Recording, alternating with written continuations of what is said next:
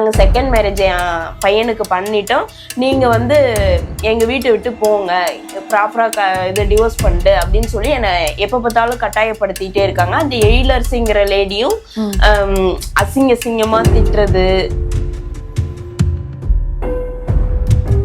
நான் அவளை எப்படி வீட்டை விட்டு அடிச்சு துரத்துறேன் பாருன்னு சொல்லி என்னை அடிச்சு இது பண்ணாங்க. அதனால நான் போயிட்டு கம்ப்ளைண்ட் கொடுத்தேன், சங்கராபுரம் ஸ்டேஷன்ல கம்ப்ளைண்ட் கொடுத்தேன். கிட்டத்தட்ட இப்போ ஒரு 6 months ஆச்சு நாங்க கம்ப்ளைண்ட் பண்ணி. இது வரைக்கும் அதுக்கான ரெமெடி இல்லை, எஃப்ஐஆர் போடல, இன்னும் போடல, எஃப்ஐஆர் போடல. அவங்க வந்து முன்னாடி இருந்த இன்ஸ்பெக்டர் பெயர் என்ன? மகேஸ்வரி. அவங்களே வேற சுமதி. இப்ப இருக்கிற இன்ஸ்பெக்டர் வந்து சுமதி, அவங்கள வேற ஒரு போக்சோ இதெல்லாம் கைது பண்ணிட்டாங்க. அதே மாதிரி அந்த யாரு? மகேஸ்வரி. ஓகே. 2 பேரும்னா யாரு? 2 பேரும் நீங்களும் வேணும், அவங்களும் அந்த எழிலரசியும் வேணும் அப்படின்னு சொல்லுவேன். ஆக்சுவலி அவங்க இன்னொருத்தவங்களுடைய ஒய்ஃப். டிவோர்ஸ் ப்ராப்பரா ஆகல, உங்களுக்குமே டிவோர்ஸ் ப்ராப்பரா ஆகல, அந்த லேடிக்குமே ப்ராப்பரா ஆகல. அவங்க ஹஸ்பண்ட் வந்து என் ஒய்ஃப் வேணும், வாழணும்னு தான் சொல்றாங்க. இவங்க என் ஹஸ்பண்ட் கூட இருந்துட்டு அவங்க கூட வாழ மாட்டேன்னு இது பண்ணியிருக்காங்க. அதுக்கு அந்த எழிலரசியுடைய பேரண்ட்ஸ் முழு சப்போர்ட். குழந்தை என்கிட்ட இருந்து பிரிக்க சொல்றது, என் ஹஸ்பண்ட் தூண்டி விடுறது, என்ன வந்து தேங்குற வருதையில அசிங்கமா பேசுறது.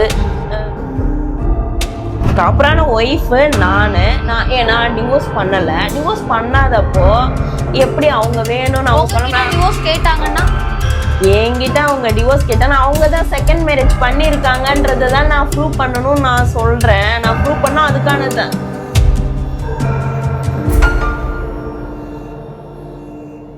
மனிதம் பேசட்டும் நேயர்களுக்கு வணக்கம். உலகத்துல இருக்கக்கூடிய மக்களுக்கு ஒவ்வொருத்தவங்களுக்கும் ஒவ்வொரு விதமான பிரச்சனை இருக்கும். இன்னொருத்தர்கிட்ட அவருடைய பிரச்சனையை கேட்கும் போது நம்மளுடைய பிரச்சனை எவ்வளவோ பரவாயில்லை அப்படின்னு தோணும். அந்த வகையில தான் கனகா அப்படின்றவங்க அவங்களுடைய பிரச்சனை என்ன அப்படின்னு நம்ம கிட்ட பகிர்ந்து கொள்றதுக்காண்டி வந்திருக்காங்க. வணக்கம்மா. வணக்கம். நீங்க எங்க இருந்து வரீங்க, என்ன பிரச்சனை உங்களுக்கு அப்படின்றத சொல்லுங்க. கள்ளக்குறிச்சி டிஸ்ட்ரிக்ட்ல இருந்து. என் நேம் ஃபர்ஸ்ட் கனகா, சங்கராபுரம் எங்க ஊரு. என்ன மேரேஜ் பண்ணி கொடுத்தது வந்து சிவபுரம் மேரேஜ் பண்ணி கொடுத்தாங்க. அதாவது எங்க ஹஸ்பண்ட் வந்து செகண்ட் மேரேஜ் பண்ணிட்டாங்கன்னு சொல்லிட்டு. உங்களுடைய கணவர் பெயர்? லோகநாதன். எங்க மாமியார் வெள்ளையம்மாள், மாமனார் பாண்டியன், எங்க நாத்தனார் 2 பேர் வந்து கஸ்தூரி, கலையரசி. அவங்க ஹஸ்பண்ட் 2 பேர் வந்து ராஜா ஒருத்தவங்க, இன்னொருத்தவங்க வந்து காசிநாதன்.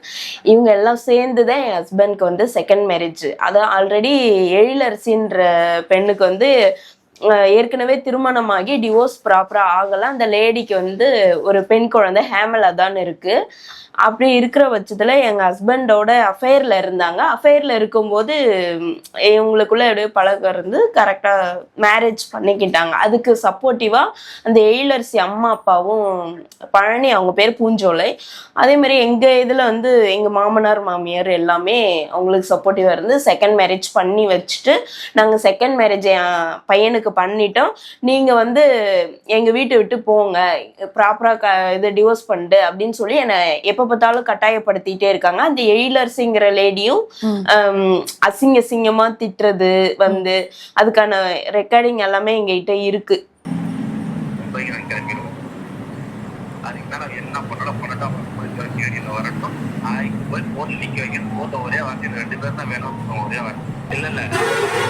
நாங்க போன மாசம் போறதா பிளானே. ஆனா என்ன பண்றது, இந்த நகைலாம் வந்து ஒரு 18 பவுன் நகை அங்க மாட்டிக்கிட்டு இருக்குல்ல.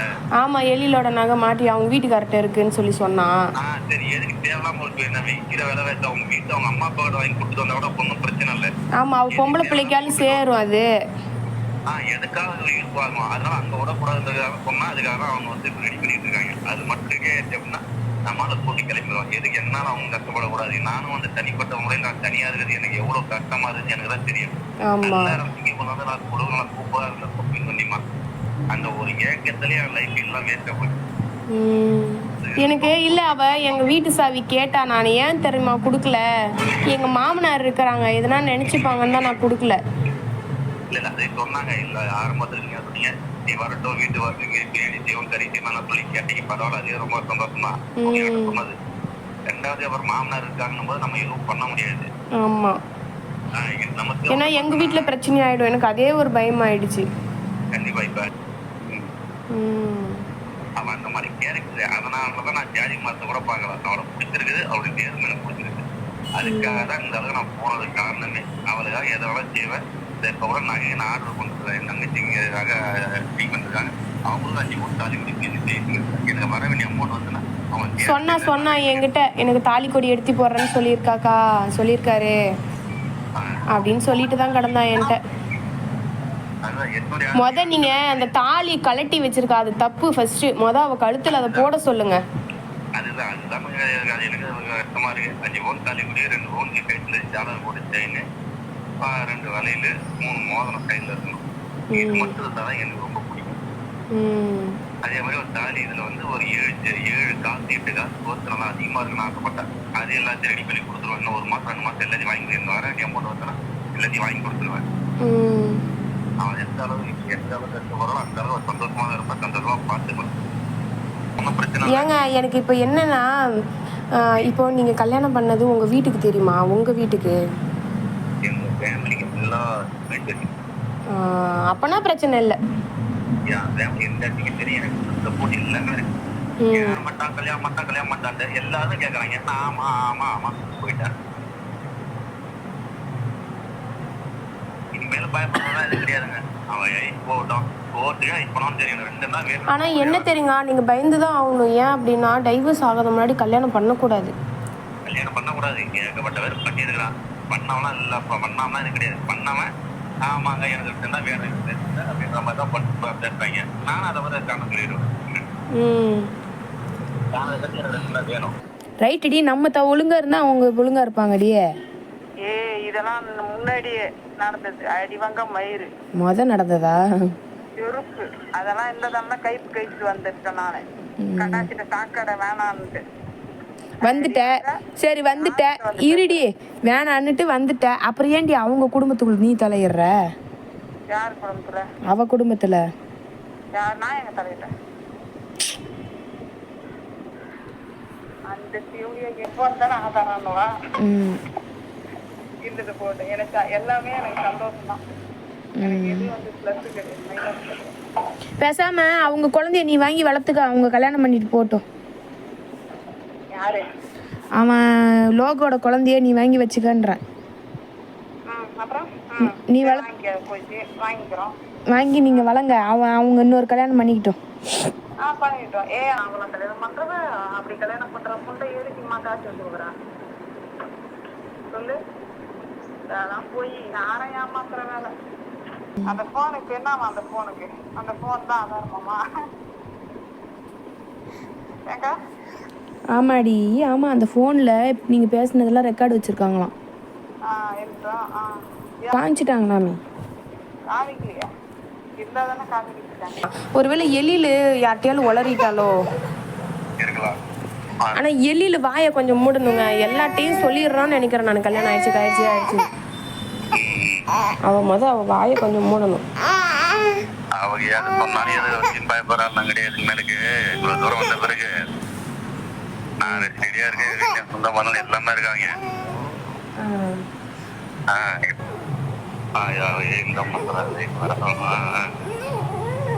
அவர் பேசினதெல்லாம் அவங்க ரெக்கார்டு வச்சிருக்கிறாங்களாம்.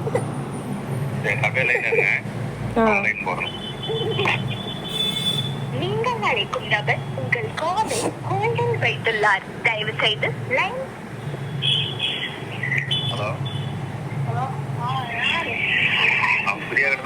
ஏன் ஃபோன் பண்ணா ஏன் நீ எடுக்கல?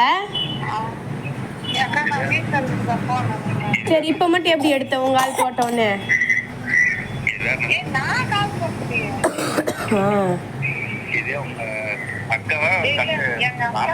எழில நீ உனக்கு கல்யாணம் ஆனது யார்ட்டையாலும் உளர்னியா? கல்யாணம் ஆனது யார்ட்டையாலும் உளர்னியான்னு கேட்டேன். பைத்தியம். உனக்கு கல்யாணம் ஆனது யாருக்கிட்டையாலும் உளர்னியா? உங்களை தவிர யாரும் சொல்லல. கல்யாணம் ஆனது வந்து பாத்தீங்கன்னா உங்களுக்கு மட்டும்தான் தெரியும். வேற யாருக்கும் தெரியாது. சரிங்களா? விட்டு காட்டி விட்டு நீ ஆடி வைடி திருப்பாட்டி பரதேசினா ஏதாவது திட்டி வச்சு வச்சீங்கன்னாக்கா அவங்ககிட்ட கால் பண்ண மாட்டேன், இது பண்ண மாட்டேன். இருந்தாலும் அந்த நாய் விடாது. அசிங்கமா திட்டுறதும் இல்லாம என் குழந்தைய பறிக்கிறதுக்காக என் ஹஸ்பண்டு கிட்டே தூண்டி விடுறது. என் ஹஸ்பண்ட் வந்து சிங்கப்பூர்ல இருந்தாங்க. சிங்கப்பூர்ல இருந்து இவங்களுக்குள்ள கிட்டத்தட்ட 3-4 வருஷமா அஃபேர்ல இருந்திருக்கு. எங்களுக்கு தெரியல. லாஸ்ட் 2 இயர்ஸா தான் எங்களுக்கு தெரிய வந்துச்சு. அதுக்கப்புறம் தெரிய வரும்போது தான் நாங்க கேட்டு போலீஸ் ஸ்டேஷன்ல போயிட்டு கம்ப்ளைண்ட் பண்ணோம். நான் அவங்கள தான் கல்யாணம் பண்ணிப்பேன் அப்படின்னு சொன்னாங்க. அதே மாதிரி என்ன அது ரீசனா காரணத்தை காட்டியே வரதட்சணை கேட்டாங்க. எங்களுக்கு என் குழந்தை பிறந்தோடனே லேண்டு கேட்டாங்க. அந்த எங்க அம்மா வீட்டுல இருந்து அந்த லேண்டு வந்து நாங்க கொடுக்க முடியாதுன்னு சொன்னதுனால நான் இன்னொரு கல்யாணம் பண்ணி வைப்பேன்னு எங்க மாமியார் என்கிட்ட பிரச்சனை பண்ணாங்க. பிரச்சனை பண்ணி அடிச்சாங்க. எங்க மாமனார் வந்து இந்த எழிலரசி கூட போன்ல பேசிட்டு நான் அவளை எப்படி வீட்டை விட்டு அடிச்சு துரத்துறேன் பாருன்னு சொல்லி என்னை அடிச்சு இது பண்ணாங்க. அதனால நான் போயிட்டு கம்ப்ளைண்ட் கொடுத்தேன். சங்கராபுரம் ஸ்டேஷன்ல கம்ப்ளைண்ட் கொடுத்தேன். அப்போ கொடுக்கும்போது எங்களுக்கு எந்த ரெமெடியும் இல்லை. அதே மாதிரி இப்ப ரீசனா ஒரு 1 மந்த்துக்கு இருக்கும் எங்க ஹஸ்பண்டும் வந்து அந்த எழிலரசிலேயே அடிக்கடி வந்து எங்களை மிரட்டுறாங்க. இது மாதிரி எங்ககிட்ட வந்து அவங்க பேசினதுக்கான கல்யாணம் பண்ணிக்கிட்டன்றதுக்கான ரெக்கார்டு இருக்கு. ஆல்ரெடி ஒரு மொபைல்லையும் அவங்க போட்டோ இருந்தது. அந்த போட்டோவை நாங்க வந்து AWBSல வந்து கொடுத்தோம். அப்போ உள்ள இன்ஸ்பெக்டர் வந்து 2024 இருந்த இன்ஸ்பெக்டர் வந்து அதை கேட்டாங்க. இந்த மாதிரி உங்ககிட்ட என்ன ப்ரூஃப் இருக்குன்னு கேட்டாங்க. நாங்க அந்த போட்டோஸ் கொடுத்தோம். அந்த போட்டோ கொடுத்த உடனே அவங்க என்ன பண்ணிட்டாங்கன்னா ஒரு 2 நாள் கழிச்சு நீங்க வாங்க நான் விசாரணை இது பண்றேன்னு சொன்னாங்க. அதுக்கப்புறமா நாங்க 2 டேஸ் கழிச்சு AWBS திருக்கோவிலூர் அங்க போனோம். போயிட்டு இன்ஸ்பெக்டர்கிட்ட கேட்ட உடனே அதெல்லாம் இல்லை, நான் கோர்ட்டுக்கு அமிச்சிட்டேன், அங்கே அமிச்சிட்டேன்னாங்க. அதனால நாங்கள் DSP சார்கிட்ட போய் பார்த்தோம். அவர் சார் கேட்ட உடனே என்ன சொல்லிட்டாங்கன்னா அவங்க ஹஸ்பண்ட் கிட்டே நாங்க வந்து கொடுத்துட்டோம் அப்படின்னு சொன்னாங்க. கொடுத்தது இவங்க தானே, நீங்க அவங்க ஹஸ்பண்ட் கிட்ட நீங்க ப்ராப்பரா கம்ப்ளைண்ட் வைங்கன்னு சொன்னாங்க. நான் கம்ப்ளைண்ட் எழுதி கொடுத்தேன். அதுக்குள்ள இந்த கள்ளச்சாராய விஷயத்தினால அவங்கள டிஸ்மிஸ் பண்ணிட்டாங்க. அதனால அந்த ரெக்கார்டு என்னாச்சுன்னே தெரியல. இப்போ உள்ள சுமதி மேடம்கிட்ட போய் கேட்டோம். எங்களுக்கு போட்டோ வேணும் அப்படின்னாங்க. ரெக்கார்ட் எல்லாம் காட்டணும். CSR காப்பி கொடுத்தாங்க. அப்புறம் FIR போடுங்கன்னா கிட்டத்தட்ட இப்போ ஒரு 6 மந்த் ஆச்சு. நாங்க கம்ப்ளைண்ட் பண்ணி இது வரைக்கும் அதுக்கான ரெமெடி இல்ல. FIR போடல, இன்னும் போடல. FIR போடல. அவங்க வந்து முன்னாடி இருந்த இன்ஸ்பெக்டர் பெயர் என்ன? மகேஸ்வரி. அவங்களையும் வேற சுமதி. இப்ப இருக்கிற இன்ஸ்பெக்டர் வந்து சுமதி. அவங்கள வேற ஒரு போக்சோ இதெல்லாம் கைது பண்ணிட்டாங்க. அதே மாதிரி அந்த மகேஸ்வரி அவங்கள வந்து டிஸ்மிஸ் பண்ணிட்டாங்கன்னு சொன்னாங்க. அதுக்கப்புறம் இந்த எழிலரசி ஃபேமிலியை போயிட்டு பார்த்தேன். இந்த மாதிரி உங்க பொண்ணு என் ஹஸ்பண்ட் கிட்ட பேசுறாங்க, அமௌண்ட் வாங்குறாங்க, இங்கிருந்து சாக்ஸ் எல்லாம் கொடுத்து அனுப்பியிருக்காங்க. இதுக்கு எங்க மாமியார் உடந்தையா இருக்காங்க. நீங்க உங்க பொண்ணு வந்து இது பண்ணுங்க. அவங்களுக்கு ஹஸ்பண்ட் இருக்காங்கன்னா அவங்க ஹஸ்பண்ட் கிட்டயும் சொன்னேன். அவரு போய் வாழறதுக்கு வான்னு சொல்லி அவங்க அம்மா வீட்டுல கூப்பிட்டாரு. நான் போக மாட்டேன், நான் அவங்களதான் கல்யாணம் பண்ணிக்குவேன்னு சொல்லி அவங்க ஹஸ்பண்ட் கிட்டே சொல்லியிருக்காங்க.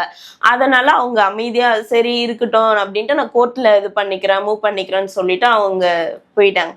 இப்போ வந்து இவங்க வந்து நாங்க செகண்ட் மேரேஜ் பண்ணிட்டோம், நீங்க எங்களுக்கு கட்டாயமா கையெழுத்து போடுங்க, விவாகரத்துல கையெழுத்து போடுங்கன்னு என்ன ரொம்ப டார்ச்சர். இல்லைன்னா குழந்தைய கொடு அப்படின்னு சொல்லிட்டு எப்ப பார்த்தாலும் சட்டப்பூர்வமா குழந்தைய கொடுக்க முடியாது அப்படின்றது உங்களுடைய கணவருக்கு தெரியாதா?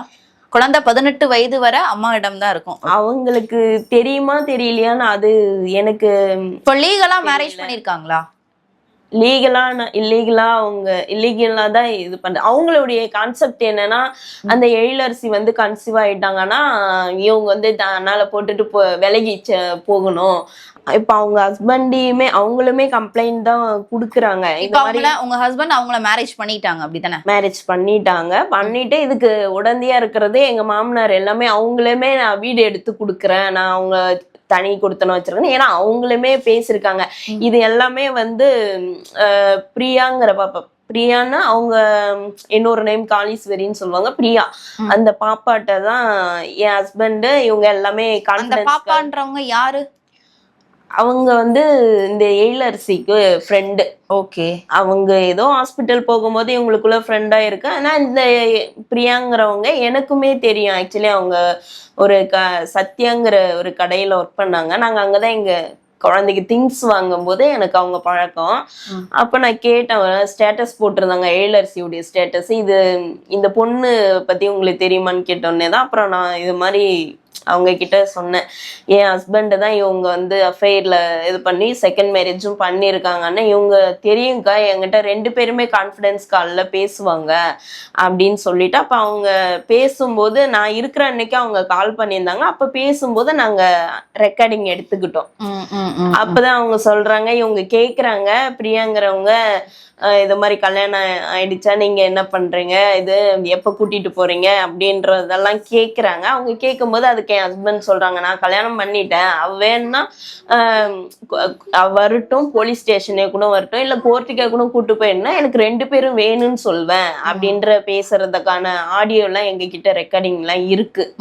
அதனால அந்த பாப்பா எங்களுக்கு 2 பேரும்னா யாரு 2 பேரும்? நீங்களும் வேணும், அவங்களும் அந்த ஏழரசியும் வேணும் அப்படின்னு சொல்லுவேன். ஆக்சுவலி அவங்க இன்னொருத்தவங்களுடைய ஒய்ஃப், டிவோர்ஸ் ப்ராப்பரா ஆகல, உங்களுக்குமே டிவோர்ஸ் ப்ராப்பரா ஆகல, அந்த லேடிக்குமே ப்ராப்பரா ஆகல. அவங்க ஹஸ்பண்ட் வந்து என் ஒய்ஃப் வேணும், வாழணும்னு தான் சொல்றாங்க. இவங்க என் ஹஸ்பண்ட் கூட இருந்துட்டு அவங்க கூட வாழ மாட்டேன்னு இது பண்ணிருக்காங்க. அதுக்கு அந்த எழிலரசியுடைய பேரண்ட்ஸ் முழு சப்போர்ட். அதனால நான் போயிட்டு அந்த எழிலரசி அப்பா அம்மாட்ட கேட்டதுக்கு அவங்க சொல்றாங்க, என் பொண்ணு தான் வாழ்வா, நீ வேணா என்ன வேணாலும் பண்ணிக்கோ, உன்னால எதுவும் செய்ய முடியாது. உங்க வீட்டு சைட்ல இருந்து உங்களுக்கு வரதட்சணையா எவ்வளவு கொடுத்திருந்தாங்க? 25 சவரன் கொடுத்திருந்தாங்க. ரொக்கம் எதுவும் கொடுத்திருக்காங்களா? 1 lakh கொடுத்தாங்க. இதுக்கெல்லாம் வந்து ப்ரூஃப் வந்து இருக்குதா? 1 lakh கொடுத்ததுக்கான ப்ரூஃப் இருக்கு. அதே மாதிரி 25 சவரன் கொடுத்ததுக்கான ப்ரூஃப் வந்து எங்க அப்பா தான். இது மெயினா அவரு தான் வந்து ஃபாரின்ல இருந்து சம்பாதிச்சாரு. அவரு தான் எனக்கு ஒரு பொண்ணுன்னு சொல்லி கொடுத்தாரு. ஆக்சுவலி எங்க அம்மாவுக்கும் அண்ணனுக்கும் எங்க ஹஸ்பண்ட வந்து சொந்தத்திலே கல்யாணம் பண்ணி கொடுக்கறதுக்கு விருப்பம் இல்ல. அதனால எங்க அப்பா தான் இது முழு. நீங்க விருப்பப்பட்டு தானே கல்யாணம் பண்ணீங்க? எங்க அப்பா சொன்னா நான் ஓகேன்னு சொன்னேன், எனக்கு ஓகே நான் கல்யாணம் பண்ணிக்கிறேன் அப்படின்னு சொல்லி சொன்னேன். அரேஞ்ச் மேரேஜ் தான் எங்களுக்கு. மேரேஜ் ஆகி 12 years ஆகுது. 12 yearsக்கு அப்புறம், அதாவது இப்பதான் எங்க பாப்பாவுக்கு 3 வயசு ஆகுது. குழந்தை ரொம்ப நாள் இல்லாம அதுக்கப்புறம் தான் பாப்பா இருந்தாங்க.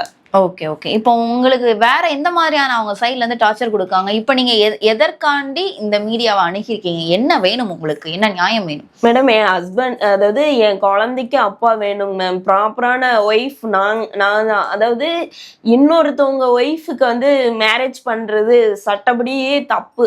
அப்படி இருக்கும்போது எங்க கிட்ட வந்து சைன் பண்ணி கொடுங்கிறது, கோர்ட்டுக்கு போகாம வலுக்கட்டாயமா இது பண்றது, குழந்தைய ரீசன் காட்டி எங்க கிட்ட கையெழுத்து கேட்கறது, எங்க அப்பா அம்மா மேல பொய் கேஸ் கொடுக்கறது, இது பணம் வந்தாங்க எங்களை அடிச்சாங்கன்றது. நீங்க வந்து கேஸ் ஃபைல் பண்ணிருக்கீங்க தானே அவங்க மேல? அதாவது இப்போ உங்க கணவர் மேல மட்டும்தான் ஃபைல் பண்ணிருக்கீங்களா, இல்லைன்னா உங்க மாமனார் மாமியார் நாத்தனார் மேலயும் கேஸ் கொடுத்துருக்கீங்க? எனக்கு யாரெல்லாம் பிரச்சனை கொடுத்தாங்க, என் மாமனார் மாமியார் நாத்தனார் தான். இவங்க எல்லாம் இதுதான் என் ஹஸ்பண்டும் தான். அதனால எல்லாருடைய பேர்லுமே தான் நான் ப்ராப்பரா கம்ப்ளைண்ட் கொடுத்துருக்கிறேன். AWBSலயும் கொடுத்துருக்கிறேன், சங்கராபுரம் ஸ்டேஷன்லயுமே கொடுத்துருக்கிறேன். சோ அதுக்கான ரெமெடி இது வரைக்குமே எனக்கு கிடைக்கல. நானும் 2 years போராடிட்டு தான் இருக்கிறேன். எனக்கு என் குழந்தைக்கு அப்பா வேணும். ஏன்னா நான் வந்து என் ஹஸ்பண்ட நம்பி இருக்கிறத விட, எனக்குன்றத விட என் ஹஸ்பண்ட், என் குழந்தைக்கு அப்பா தேவைங்கிறதுனாலதான் நான் இவ்வளவு நாள் போராடிட்டு இருக்கேன். ஆனா இதுவே இதா இருந்துட்டு இந்த எழிலரசி வந்து என் குழந்தைய வாங்க சொல்றது, நான் வந்து வளர்த்துக்கிறேன் குழந்தைய ஏன்னா அப்பதான் அவங்களுக்கான ப்ராப்பர்ட்டி ஏதாவது குழந்தைக்கு போகுன்றத மாதிரி அப்படிலாம் கூட வச்சு மிரட்டினது. இந்த எழிலரசி தான் மெயினா வந்து அசிங்கமான வேர்ட்ஸ் எல்லாம் பேசுறது, திட்டுறது. என் ஹஸ்பண்டு கிட்டே பேசிட்டு என்னையே வந்து அசிங்கமா திட்டுறது. அதே மாதிரி அவங்க அப்பா அம்மாவும் அத மாதிரிதான். உங்க பொண்ணை வந்து இந்த மாதிரி தப்பு செய்யறாங்க, நீங்க வந்து ஏன் இந்த தட்டி கேட்க மாட்டீங்கன்னா, எங்களுக்கு எல்லா இதுவும் தெரியும், என் மருமகனை விட இவனுக்கு தான் கல்யாணம் பண்ணி கொடுப்போம், ஹஸ்பண்டுக்கு தான் நாங்க இது பண்ணுவோம்னு சொல்லிட்டு அதே மாதிரி அவங்க எல்லாமே உடந்தியாதான் இருக்காங்க. போலீஸ் ஸ்டேஷன்ல இப்ப என்ன சொன்னாங்க உங்களுக்கு? அவங்க வந்து கூப்பிட்டு அவங்க என்னவோ ஒய்ஃப் மாதிரியும், நாங்க என்னவோ வேற மாதிரி இதுவும். சங்கராபுரத்துல பிரதாப் சார் தான் அந்த மாதிரி. சார் நாங்களும் தான், நான் ப்ராப்பரா கம்ப்ளைண்ட் கொடுத்துருக்கிறேன், என்ன கூப்பிட்டு உள்ள விசாரணை பண்ணாம அவங்க ஹஸ்பண்ட, என் ஹஸ்பண்ட, அந்த எழிலரசிய சார் இல்லம்மா உங்களுக்கு எல்லாம் இதுல இது இல்ல, அவங்க மேலதான் இது கொடுத்ததே கம்ப்ளைண்ட நாங்க தாங்க சார், காணாம போயிருக்காங்க, 2 பேரும் எங்க இருக்காங்கன்னு தெரியல, கண்டுபிடிச்சு கொடுங்கன்னு சொல்லி நாங்க தாங்க சொன்னோம். அதுக்கப்புறம் நீங்க வந்து ப்ராப்பரா எங்களை விசாரணை பண்ணாம அவங்களையே இது பண்ணிட்டு இருக்கீங்களே, கார்னர் பண்ணிட்டு இருக்கீங்களா அப்படி சொன்னாங்க. அவங்க ஹஸ்பண்டையும் கூப்பிட்டு அந்த இடத்துல வச்சு பிரதாப் சார் தான் மிரட்டினாங்களே. என்னன்னு? நீங்க அவங்க இஷ்டப்பட்டவங்களோட போலாம், சட்டம் வந்து சொல்லிடுச்சு, சுப்ரீம் கோர்ட்டே சொல்லிடுச்சு, நீங்க வந்து இதுல நீ எதுவும் தலையிடாத, விட்டுரு, அவங்க வந்து அவங்களோடய கல்யாணம் பண்ணிட்டு போட்டோம் அப்படிங்கிற வேர்ட்ஸ் எல்லாமே அவரு தான் பேசினாரு, பிரதாப் சார். அப்பயுமே நான் சொன்னேன், நான் சட்டப்படி கோர்ட்ல பாத்துக்கிறேன், நீங்க இங்க வந்து உங்ககிட்ட எனக்கு எந்த ரெமெடியுமே கிடைக்காது அப்படின்னு சொல்லிட்டு நான் இது பண்ணேன். இது வரைக்குமே செகண்ட் மேரேஜ் பண்ணிட்டாங்கன்னு எங்க கிட்ட ப்ரூஃப் கேக்குறாங்க, எங்கிட்ட ரெக்கார்டிங் எல்லாம் இருக்கு. இல்ல கோர்ட்ல அதெல்லாம் வந்து இது பண்ண மாட்டாங்க, அதை என்னன்னே கேட்க கூட மாட்டேங்கிறாங்க. அதே மாதிரி எங்களுடைய ப்ரூஃப் இருக்கு, அந்த மேரேஜ் பண்ணதுக்கான போட்டோஸ், அதையுமே அவங்க கிட்டே கொடுத்துட்டு அவங்க கிட்டே அமௌண்ட் வாங்கிட்டேன்னு என் ஹஸ்பண்ட் வந்து தைரியமா என்கிட்ட சொல்றாரு. யாருக்கிட்ட அமௌண்ட் வாங்கினாங்க? உங்க ஹஸ்பண்ட் கிட்ட அமௌண்ட் வாங்கியிருக்கு. எங்க ஹஸ்பண்ட் கிட்ட இன்ஸ்பெக்டர் மகேஸ்வரி மேடம் வாங்கிட்டு மொபைல் வந்து அவங்க கிட்டே ஒப்படைச்சிட்டாங்க. அப்போ நான் கேட்டேன், நீங்க என்கிட்ட தான் வாங்கினீங்க, என்கிட்ட தானே கொடுக்கணும், அதே மாதிரி நீங்க கொடுக்குறப்ப கூட எழுதி வாங்கிட்டு தானே, எங்கிட்ட சைன் வாங்கிட்டு தான் நீங்க கொடுக்கணும், நீங்க என்ன இதுக்கு மேல நீங்க பேசுனா உங்க மேல நான் போய் கேஸ் போடுவேன்னு சொல்லி மிரட்டினாங்க. அது சம்பந்தமாகவும் நான் மனோஜ்குமார் சார், அப்ப இருந்த டிஎஸ்பி சார் கிட்ட நான் ஒரு லெட்டர் வச்சேன். அவர் வந்து நாங்க விசாரிக்கிறோமான்னு சொன்னாங்க. அதுக்குள்ள கள்ளச்சாராய விஷயத்தினால அவங்கள வந்து டிஸ்மிஸ் ஆயிட்டாங்க. இப்போ என்ன சொல்றாங்க? இப்போ நீங்க என்ன கேக்குறீங்க? உங்களுடைய குழந்தைக்கு உங்க அப்பா வேணும் அப்படின்னு கேக்குறீங்களா? குழந்தைக்கு அப்பா வேணும், அவங்க சட்டப்படி மேரேஜ் பண்ணிருந்தா அதுக்கானது என்னவோ அவங்களுக்கு இது கொடுக்கணும். அதாவது இப்போ எழிலரசி வந்து டிவோர்ஸ் ஆகாம இன்னொருத்தவங்களுடைய லைஃப்ல வர்றது இல்லாம என் குழந்தை என்கிட்ட இருந்து பிரிக்க சொல்றது, என் ஹஸ்பண்ட் தூண்டி விடுறது, என்ன வந்து தேங்குற வார்த்தையில அசிங்கமா பேசுறதும் இல்லாத எங்க என் வாழ்க்கையே வந்து கேள்விக்குறியா அந்த எழிலரசியை தான். சோ எனக்கு அதுக்கானது அவங்களுக்கு என்ன ஏதோ தண்டனையோ அதை இது பண்ணும். அதே என் மாமியார் அவங்க ஃபேமிலியுமே இதுக்கு இன்வால்வ் ஆயிருக்காங்க, என் நாத்தனார் சப்போர்ட்டா இருக்காங்கன்னா அவங்களுமே இது பண்ணி எனக்கு எஃப்ஐஆர் போடணும், சட்டப்படி என்னவோ கோர்ட்ல நான் அதுக்கான இது அவங்களுக்கு வாங்கி கொடுக்கணும் தண்டனை. அவ்வளவுதான். கண்டிப்பா. நீங்க 25 சவரன் போட்டதா சொன்னீங்க, அதுக்கு ப்ரூஃப் எதுவும் இல்லை அப்படிதானே? அதுக்கு வந்து எங்க அப்பா தாங்க சர்ச்சு. ஏன்னா எங்க அப்பா கொடுத்துருக்காங்க. எவ்வளவு தெரியும் எங்களுக்கு தெரிஞ்சும் தெரியும். அதுலயே அவங்க வந்து 2 சவரன் எடுத்து இது பண்ணாங்க. அது வித்துட்டாங்களா என்ன பண்ணாங்கன்னு எங்களுக்கு தெரியாது. நான் கேட்டேன், செயின் எங்க அப்படின்னு என் ஹஸ்பண்ட் கிட்ட கேட்டேன். இல்ல நான் அதை மீட்டு தரேன்னாங்க. அந்த ரிசிப்ட் இருந்தா கொடுங்கன்னு சொல்லி நான் கேட்டேன். அது வந்து நான் கொடுக்க முடியாது அப்படின்னு சொல்லிட்டு பிரச்சனை பண்ணாங்க. இப்படி ஒவ்வொரு கட்டத்திலயும் பிரச்சனை பண்ணிட்டே தான் இருந்தாங்க. நானும் அமைதியா போயிட்டேன். ஆனா ரொம்பவும் இந்த 4 இயர்ஸா நாங்க அவ்வளோ கஷ்டப்பட்டோம். அந்த எழிலரசி சொல்லி கொடுத்து என் குழந்தை பிறந்த ஒரு 3 டேஸ்ல கூட என் ஹஸ்பண்ட் வந்து அடிச்சாரு. அடிச்சு எங்களுக்கு ஃபிக்ஸே வந்து ஃபீவரே வந்துருச்சு, அந்த அளவுக்கு இதாச்சு. எனக்கு கட்டாயம் அந்த இப்போ நீங்க கோர்ட்டுக்கே போனாலும் உங்களுடைய கணவர் வந்து அவங்கதான் வேணும் அப்படின்ற சொல்ற பட்சத்துல நீங்க என்ன பண்ணுவீங்க? எந்த மாதிரியான ஸ்டாண்ட் எடுப்பீங்கன்றது இருக்கு இல்லையா மேடம்? அவங்க வேணுங்கிற பட்சத்துலன்னா எப்படி அவங்க இன்னொருத்தவங்க ஒய்ஃப் எப்படி வேணும்னு சொல்ல முடியும்? இதுக்கு சட்டத்துல அவங்களும் ப்ராப்பரா வந்து டிவோர்ஸ் பண்ணிட்டாங்க அப்படின்னா? டிவோர்ஸ் பண்ணலையே, அவங்க ப்ராப்பரா டிவோர்ஸ் பண்ணல. எனக்கு நான் என்ன கேக்குறேன்னா, எங்களுக்கு ப்ராப்பரான ஒய்ஃப் நான் டிவோர்ஸ் பண்ணல. டிவோர்ஸ் பண்ணாதப்போ எப்படி அவங்க வேணும்னு அவங்க சொல்ல? டிவோர்ஸ் கேட்டாங்கன்னா என்கிட்ட அவங்க டிவோர்ஸ் கேட்டாங்க, அவங்க தான் செகண்ட் மேரேஜ் பண்ணியிருக்காங்கன்றதை தான் நான் ப்ரூவ் பண்ணணும்னு நான் சொல்றேன். நான் ப்ரூவ் பண்ணா அதுக்கானதான். நான் சட்டத்துக்கு நமக்கு மதிக்கணும். அதே மாதிரி என்ன தப்பு பண்ணியிருக்காங்களோ அதை நான் ப்ரூவ் பண்றேன். அவங்களுக்கான தண்டனை என்னவோ அதை இது பண்ணணும். இப்போ சுப்ரீம் கோர்ட்டே என்ன சொல்றாங்க, நீங்க வந்து அஃபைர்ல இருக்கிறது வந்து இது இல்லைன்னு இருக்காங்க, செகண்ட் மேரேஜ் பண்ண சொல்லி எந்த கோர்ட்டுமே சொல்ல. அதே மாதிரி நானுமே சுப்ரீம் கோர்ட்டுக்கும் சரி ஹை கோர்ட்டுக்கும் சரி நாங்க என்ன சொல்றோம்னா, எங்களை மாதிரி பெண்கள் வந்து பாதிக்கப்படுறாங்க. இந்த திருமணம் தாண்டி தகாத உறவுனால எத்தனையோ பெண்கள் வந்து பாதிக்கப்படுறாங்க. எத்தனையோ குழந்தைங்க, பெண்கள் பாதிக்கப்படுறதை விட குழந்தைகள் பாதிக்கப்படுறாங்க. அதனால எங்களுக்கு வந்து இதுல ஹை கோர்ட்டா இருக்கட்டும் சுப்ரீம் கோர்ட்டா இருக்கட்டும் எங்களுக்கு தலையிட்டு இந்த மாதிரி தகாத உறவை இது பண்ண எத்தனையோ பேர் இதனால கொலை பண்றாங்க. அந்த குழந்தைங்க நடு தெருவுல நிக்கிறாங்க. இது வந்து என்ன சொல்றதுன்னா, அந்த குழந்தைங்களுடைய மனசை தான் பெருசளவு பாதிக்குது இந்த சட்டத்தினால. 2018 வந்ததை இந்த சட்டத்தினால எத்தனையோ குடும்பங்கள் பாதிக்குது. இந்த கள்ள தொடர்புனால எத்தனையோ குடும்பங்கள் பாதிக்கப்படுது. அது எல்லாமே தான் சுப்ரீம் கோர்ட்டு கண்டிப்பா இது மாதிரி உள்ளவங்க இதெல்லாம் பார்த்து எங்களுக்கான இது ரெமெடியை கொடுக்கணும்னு நான் ஒரு ரிக்வஸ்டா கேட்டுக்கிறேன். கண்டிப்பாமா, கண்டிப்பா. இப்போ வேற ஏதாவது அவங்க கிட்ட கோரிக்கை எதுவும் வச்சிருக்கீங்களா? அதாவது உங்க தரப்புல இருந்து உங்க கணவர்கிட்ட இல்ல வேற ஏதாவது கேட்டிருக்கீங்களா? இப்போ ஓகே, இப்போ அவங்க வந்து உங்க கூட வந்து வாழ மாட்டேன், நான் அவங்க கூட தான் இருப்பேன் அப்படின்னு சொல்ற பட்சத்துல, அதாவது மியூச்சுவலா வந்து டிவோர்ஸ் கேக்குறாங்களா அவங்க? மேடம் ஆக்சுவலி அவங்களே எங்ககிட்ட மியூச்சுவலா டிவோர்ஸ் அவங்க செகண்ட் மேரேஜ் பண்ணிட்டு தான் எங்களுக்கு வந்து அவங்க டிவோர்ஸ்க்கு அப்ளை பண்ணிருக்காங்க. அதனால அவங்க ஹஸ்பண்ட் உங்களுக்கு அப்ளை பண்ணிருக்காங்க. ஆமா, எங்களுக்கு அப்ளை பண்ணிருக்காங்க. சோ அதுவே தப்பு தான். அவங்க செகண்ட் மேரேஜ் மறைக்கிறதுக்காக தான் எங்க கிட்ட இது பண்றாங்க. நாங்க அதை சட்டப்படி கோர்ட்ல ப்ரூவ் பண்ணுவோம். ப்ரூவ் பண்ணிட்டு இது பண்ணுவோம். எங்களுக்கு அவங்க செகண்ட் மேரேஜ் பண்ணிருக்காங்கன்றது எங்களுக்கு எஃப்ஐஆர் தான் போடணும். ஏன்னா எங்களுடைய மிஸ்டேக் கிடையாது. நாங்க ஒரு எவிடன்ஸ் இருக்குன்னா இன்ஸ்பெக்டர்கிட்ட தான் நாங்க கொடுக்க முடியும். ஆனா அவங்க எப்படி எல்லாம் செய்வாங்கன்னா நாங்க இன்னொரு காப்பி எடுத்தே வச்சிருப்போம். எங்களுக்கு வந்து என்னன்னா எஃப்ஐஆர் போட்டு எங்களுக்கு கோர்ட்டுக்கு வந்து இது பண்ணி விடணும் மேடம். கண்டிப்பா. வேற என்ன, அதாவது இப்போ உங்களுடைய நகையெல்லாம் திருப்பி கொடுக்குறேன்னு சொல்லியிருக்காங்களா? அவங்க அந்த மாதிரி எல்லாம் எதுவும் சொல்லலாங்க மேடம். திருப்பி நான் 25 பவுனும் அவங்க கிட்டதான் இருக்கு. அவங்க கிட்டதான் இருக்கு. 25 சவரனுமே அவங்க கிட்டதான் இருக்கு. அவங்க வந்து நாங்க 7 சவரன் தான் தர முடியும்னு சொல்லினாங்க. ஆமா, 7 சவரன் தான் உங்க கிட்ட இருக்கு அப்படின்னு நாங்க சொன்னோம். ஏன் நாங்க அப்படி சொன்னோன்னா, என் குழந்தைய கேக்குறாங்க, மிரட்டினாங்க, சைன் பண்ணுன்னு சொன்னாங்க. அதாவது டிவோர்ஸ் பேப்பர்ல சைன் பண்ணுன்னு சொன்னாங்க. இல்லைன்னா குழந்தைய வாங்கி எங்களால 7 பவுன் தான் கொடுக்க முடியும். ஆமா, எங்க கிட்டதான் இருக்கு நீ சொல்லு, இல்ல நான் குழந்தைய வாங்கிப்பேன் அப்படின்ற மாதிரி எல்லாம் சொன்னாங்க.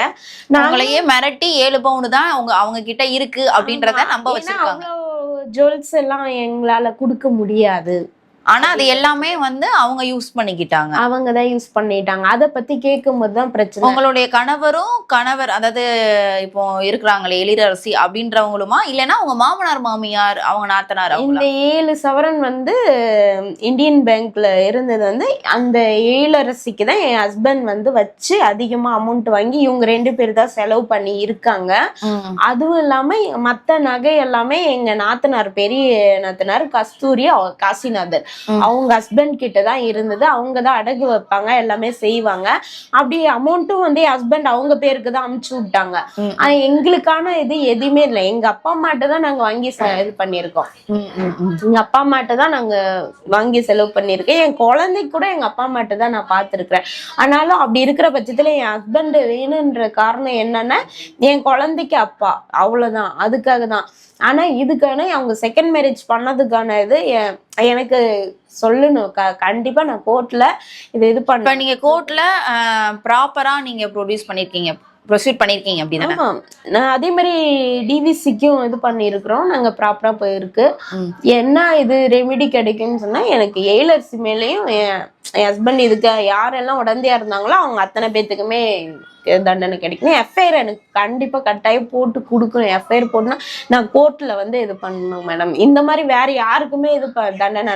ஏன்னா நாங்க அவ்வளவு மன உளைச்சல்ல இந்த எழிலரசினால. வேற ஏதாவது அவங்க வீட்டு சைட்ல இருந்து உங்களுக்கு துன்புறுத்தி இருக்காங்களா? உடல் ரீதியான துன்புறுத்தல் எல்லாம் கிடையாது. மன ரீதியான துன்புறுத்தல் கொடுத்துருக்காங்க. என் மாமியார் கொடுத்துருக்காங்க. என் குழந்தை பிறந்த உடனே லேண்டு கேட்டாங்க.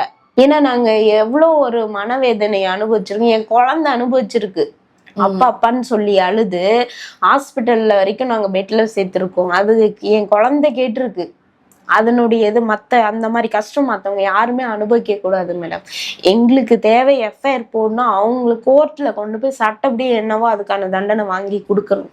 ஏன்னா அப்பதான் இன்னொருத்தவங்களுடைய வாழ்க்கையில வந்து இது பண்ண மாட்டாங்க. அதுவும் மேரேஜ் ஆகி குழந்தை இருக்குதுன்னு தெரிஞ்சுமே எங்களை வந்து கண்டவனிக்கே பேசி இது பண்ணிருக்காங்க. அவங்க அப்பா அம்மாட்ட போய் சொன்னதுக்கு அவங்க அப்பா அம்மாவும் வந்து என் பொண்ணு அங்கதான் வாழும், நான் இது பண்ணிருக்கேன். ஏன்னா அவங்களுடைய அவங்களுடைய ஃபுல் சப்போர்ட், என் மாமியாருடைய ஃபுல் சப்போர்ட் இருக்கிறதுனால இந்த மாதிரி இது பண்ணிட்டு இருக்கு இந்த லேடி. அவங்க ஹஸ்பண்டும் அழுகுறாங்க, எனக்கு என் ஒய்ஃப் வேணும்னு சொல்லிட்டு. அதெல்லாம் முடியாதுன்னு இவங்க வந்து இவங்களுக்கு மேரேஜ் பண்ணி வச்சிருக்காங்க. ஆனா அவங்க ஹஸ்பண்ட் இருக்காங்க, அவங்களே மிரட்டுறது போறது. இவங்க என் ஹஸ்பண்ட் ஓகே ஓகே உன்னை கொன்னுடுவேன், இது பண்ணிடுவேன், வெட்டி போட்டுருவேன், அதே மாதிரி என்னையும் வெட்டி போட்டுருவேன் அப்படின்னு சொல்றது, அருவருக்கத்தக்க வார்த்தையில இது பண்றது. இப்ப இந்த பிரியாங்கிறவங்க வந்து ரெக்கார்டிங் எடுத்து கொடுத்தாங்க இல்லையா, அவங்கள மிரட்டுறது, அவங்கள அசிங்கமான வேர்ட்ஸ்ல யூஸ் பண்ணி பேசுறது, இந்த மாதிரி நிறைய வேலை பாக்குறது. யாரெல்லாம் சப்போர்ட்டுக்கு வராங்களோ அவங்க அத்தனை பேத்துமே மிரட்டுறது. இன்னொரு அண்ணனை கூட மிரட்டி இருக்காங்க, அதுக்கான வீடியோவுமே எங்க கிட்ட இருக்கு. அது எல்லாமே நாங்க எல்லாமே கோர்ட்ல இது பண்ணணும்னு சொல்லிட்டு தான் நாங்க இது பண்ணிட்டு இருக்கோம். கண்டிப்பா அந்த வீடியோஸ் எல்லாமே நீங்க வந்து அனுப்பிச்சு வைங்க, நம்ம ப்ராப்பரா என்ன பண்ணலாம் அப்படின்னு பார்க்கலாம். கண்டிப்பா உங்களுக்கு ஒரு நியாயம் கிடைக்கும் அப்படின்றத நம்புவோம். கோர்ட்ல முறையா வந்து இதுக்கு கேஸுக்கு ரிலேட்டடா வந்து பேசுவோம். கண்டிப்பா உங்களுக்கு தேவையான நியாயம் கிடைக்கும். நன்றி. Okay, thank you.